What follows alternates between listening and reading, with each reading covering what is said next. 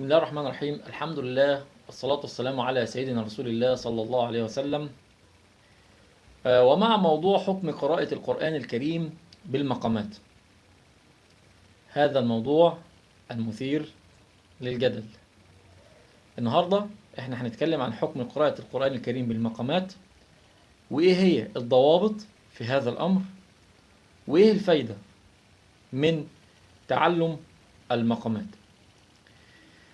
حقيقة أنا أحب أن أشكر الفريق المعارض لهذا الأمر، لأنه في الحقيقة هو غيور على القرآن الكريم. هو خايف إن القرآن ياخد سكة الغناء، فهو معاه حق. بس إحنا عايزين نوضح حاجة بحيث إن الموضوع نقدر نوزنه مظبوط. نوضح يعني إيه مقامات. تخيل كده لو قلنا إن القرآن لا يقرأ بمقامات، أي لا يقرأ بنغم، لأن النغم مقام، أو إن تشكيلة النغم بيعمل مقام. كويس؟ فتخيلوا كده مع بعضينا، والكلام موجه أكثر للفريق المعارض. تخيل كده لو إحنا هنقرأ القرآن من غير مقامات. تخيل أنت كده رايح مثلا تصلي في الحرم، وبعدين لقيت إن إمام المسجد، إمام الحرم، يقول إيه؟ استووا استووا الله أكبر، وجه قرأ القرآن من غير مقامات. تخيل كده هيقرأ ازاي؟ بسم الله الرحمن الرحيم، الحمد لله رب العالمين، الرحمن الرحيم، مالك يوم الدين، إياك نعبد وإياك نستعين، اهدنا الصراط المستقيم، صراط الذين أنعمت عليهم غير المغضوب عليهم ولا الضالين. آدي القرآن، قراءة القرآن بدون نغم، قراءة مرسلة زي نشرة الأخبار كده. هل ده اللي بيحصل؟ لا طبعا. أمال إيه اللي بيتم؟ إمام الحرم يقول إيه؟ استووا الله أكبر، بسم الله الرحمن الرحيم، الحمد لله رب العالمين، الرحمن الرحيم، مالك يوم الدين، إياك نعبد وإياك نستعين، اهدنا الصراط المستقيم، صراط الذين أنعمت عليهم غير المغضوب عليهم ولا الضالين. والمصلين وراه آمين. أهو ده نغم، والنغم اللي متشكل ده اسمه مقام، بيسموه مقام الرصد. كويس؟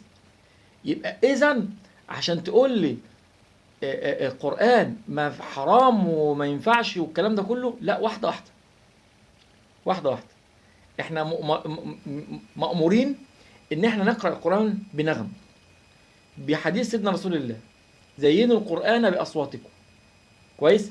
والحديث الآخر ليس منا من لم يتغنى بالقرآن. تمام؟ في كلام على كلمة ليس منا من لم يتغنى. كويس؟ لها يعني في ناس بتفسرها بمعنى تاني. طيب تعالى تودي فين حديث سيدنا أبو موسى الأشعري، لما النبي صلى الله عليه وسلم استمع إلى سيدنا أبي موسى الأشعري واستحسن صوته جدا، وقال له لقد أوتيت مزمارا من مزامير داوود. وسيدنا أبو موسى الأشعري يعني من فرحته وعرف ان النبي صلى الله عليه وسلم كان بيستمع اليه، قال له لو اعلم انك تسمعني لحبرته لك تحبيرا، يعني قريت احلى قراءه. كويس؟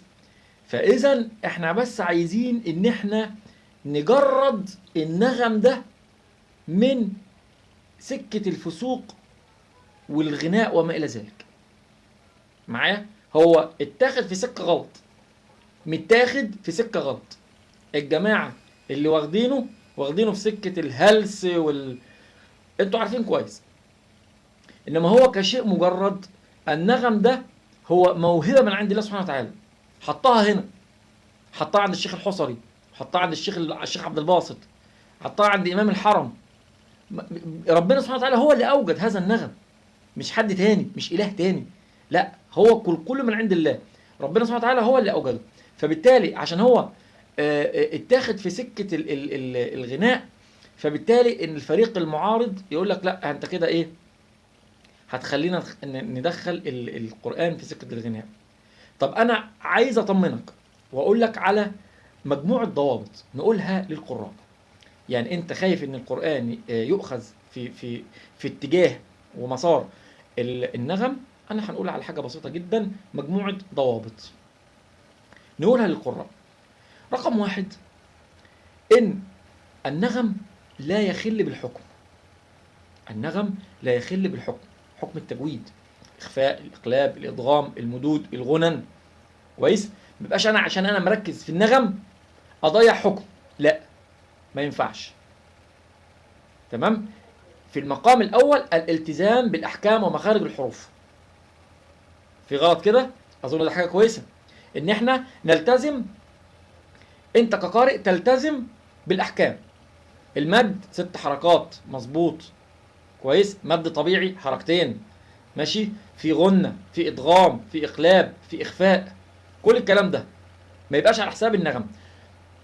واحب اقول للساده القراء قاعده حلوه جدا، ان التزامك بالحكم، التزامك بالاحكام بيضبط النغم. سبحان الله، التزامك بالحكم لما تبقى انت قاعد او مركز قدام المايك انك تلتزم بالحكم، سبحان الله النغمه بتضبط معاك، ما بتنشزش، هي كده، لانك انت عايز ترضي ربنا، فبالتالي النغم بيطلع مظبوط، فبالتالي الناس بتستحسن صوتك.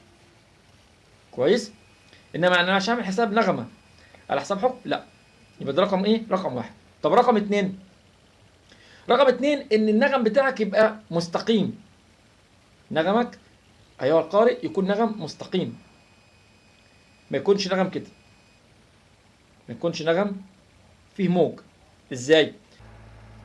يجي قارئ يقرا كده: هو الذي يصلي عليكم وملائكته،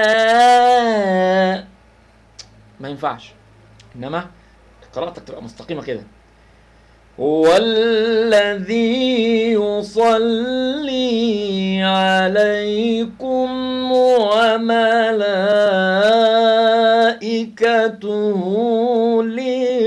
ليخرجكم من الظلمات إلى النور. مستقيم. ولذلك يا أخي تجد العمالقة الكبار، الشيخ محمود خالد الحصري نغمه كده مظبوط، الراجل ظابط الحكم بتاعه وبالتالي نغمه طالع ستريت. الشيخ محمد صديق المنشاوي كذلك. يا اخي ده حتى استاذ المقامات الشيخ مصطفى اسماعيل كان حكمه مظبوط، وكانت النغم بتاعه ستريت كده مستقيم. كويس؟ يبقى اذا انت اول حاجه قلنا التزام الحكم، ثانيا النغم يكون مستقيم، ثلاثة ما ينفعش انك انت تسمع لو ودانك جابت نغمة من مطرب ولا مطربة تروح تطبقها في القرآن، ما ينفعش. نغمة الدوامة ونغمة آل الصبر والكلام ده كله، ده ما ينفعش، ما ينفعش خالص. تمام؟ طيب يبقى دي الضوابط.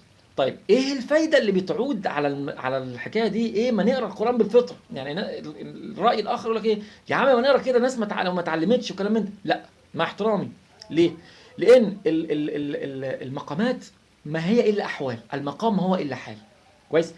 عندي مقام زي الصبا، ده حال بكاء وحال حزن، ومقام النهاوند هو مقام فيه فرح، حال فرح وسرور. طب إيه الفايدة؟ الفايدة يا سيدي إن آيات القرآن لما أجي أعبر عنها بحال مناسب لمعاني الكلمات، المعنى يوصل للمستمع. كويس؟ يعني لما تبقى في آية عذاب، كويس، واجي انا بخلفيتي اللي انا اتعلمتها من المقامات اقراها بالصبا مثلا، المعنى يوصل بسرعه للمستمع. لما اجي اقرا ايه نعيم، ايه جنه، واطبقها او اسمعها للمستمع بمقام زي النهاوند، مقام فيه فرح، كويس، فيقوم المعنى والصوره بتاعه الجنه توصل للمستمع. هي دي القصه. زائد كمان ان الثقافه النغميه، الموضوع ده بيدي راحه للقارئ، بيعرف هو ماشي ازاي، طبقه صوته جايه ازاي. لو واحد بيقرا تراويح يا جماعه، اللي بيقرا التراويح الامام اللي بيقرا التراويح دون، اللي بيصلي ورا مثلا في الحرم ورا الشيخ المعقلي، او بيصلي ورا الشيخ محمد جبريل، الناس دي لما بتقرا طول الشهر ده مجهود جامد. لو هو ما عرفش امتى يبدا صح، وامتى يعلى وامتى ينزل، ويشوف حاله صوته، هيتعب والصوت هيضيع، وهنفتقد الاصوات الجميله. تمام. فادي الموضوع برمته، لا هنحرمه تحريم مطلق، ولا هنحلله ونسيبه سبهلله ويروح لسكه الغنى بقى ونلاقي القران بالعود لا لا لا لا لا، احنا مش الكلام ده خالص. احنا بنقول ان احنا بنستنى بسنه سيدنا رسول الله، ان احنا مطالبين ان احنا نقرا القران كده، ما نقراهوش كانه جورنال. كويس؟ لا، مطالبين ان احنا نقراه كده. ارجو ان الفكره والموضوع تكون وصلت اليكم، ووتيره الجدال بقى في الموضوع ده تقل شويه، ونعرف الامر ماشي ازاي. استودعكم الله واشكركم، والسلام عليكم ورحمه الله وبركاته.